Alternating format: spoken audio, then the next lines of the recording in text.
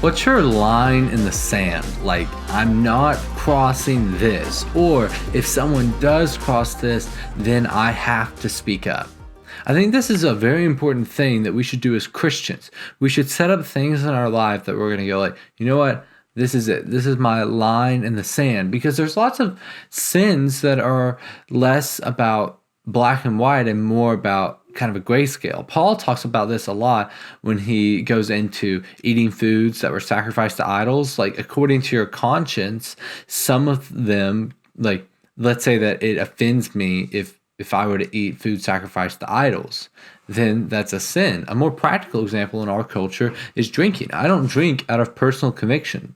I think if I were to drink at all, it would be like a sin for me because my conscience would feel guilty of it.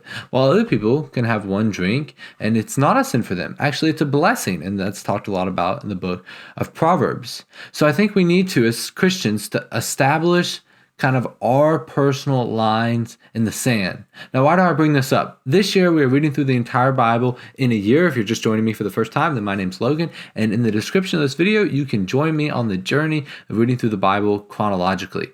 With that said, and today we're in the book of Judges. And Judges is a really neat book because it's all about how God's people, they follow him and then they don't follow him, and God sends someone in to save them. And oftentimes the person who comes to save them isn't really a great person, but in today's story, he did seem to be a pretty godly man. This is Judges chapter 3. His name is Ehud, or Ehud. It's Ehud. Ehud. Was Ehud. Anyways, he was a judge that freed the Israelites from the captivity of this king. This is the beginning of his story. This is Judges 3, verse 12. Once again, the Israelites did evil in the Lord's sight, and the Lord gave King Elun of Moab to control the Israelites because of their evil. So he's controlling them, and after 18 years, the Israelites cry out to God, and God hears their suffering, so he raises up this man. His name is Ehud, and he was a left-handed man, and he had to go and deliver something to the king. This is Judges 3:16. So Ehud made a double-edged dagger that was about a foot long, and he strapped it to his right thigh, keeping it under his clothing. He went and brought a tribute money to the king, who was very fat. But this is what's interesting. But when Ehud reached the stone idols near Galad, he turned back. He came to Elgon, and he said, I have a secret message for you. He takes him into a private room, and his secret message was a knife in the stomach. The guy was so fat, his belly hit it, and it says he discharged, which is something you do when you die. Your bowels discharged, and the guy Ehud crawled down through the sewer to escape. But here's what's so interesting to me about this story is he's walking away from where he's supposed to be going. He's supposed to be bringing judgment onto this king for his evil acts against the Israelite people.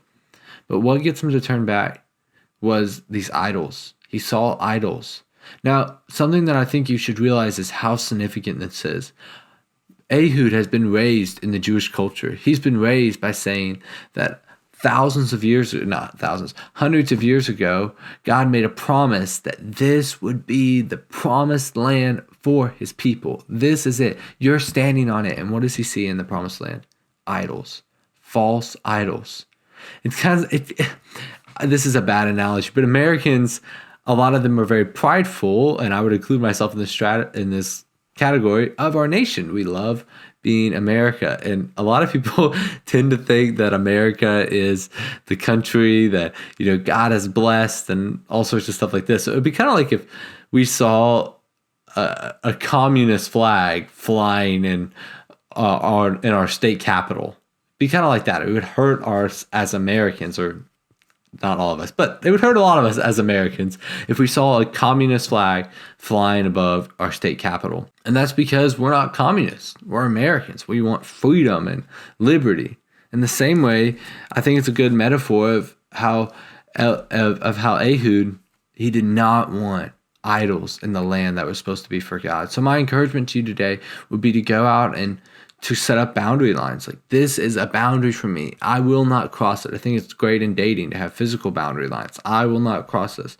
But you should also understand something. Drinking for me, like I talked about earlier, is a personal conviction. But it's not a biblical conviction to not drink ever.